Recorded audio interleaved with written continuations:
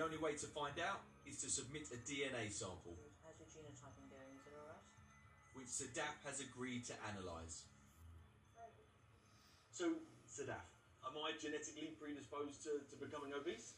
So there are some genes where you get a subtle variation and they increase your chance of gaining weight.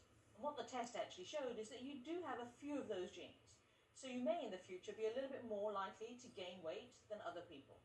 So, it's not the fact that I might have skipped the gym too many times or made the wrong food choice or had too many beers. It's something genetically in me.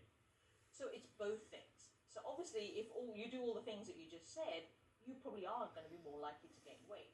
But there'll be other people who are just like you, who are also doing those things, but they may not gain weight.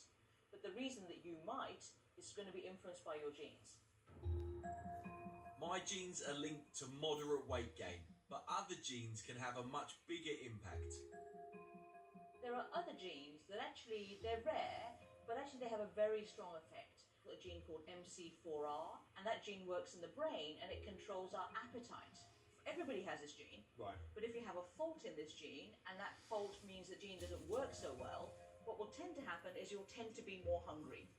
And also people with this faulty MC4R gene will tend to want to have higher fat food. Fortunately, I don't have the faulty MC4R gene, but just under 1% of the population do. And there are at least 100 other genes that can influence our weight, and their effect can really add up. So can you give us a sense of how powerful these genes are as a driver in terms of weight gain?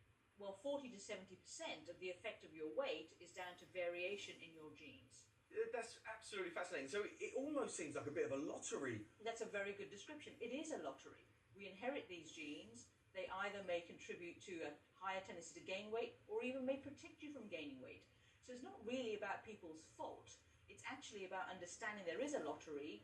We can modify some things in our environment, but to understand that actually there's a real biology underlying this is really important.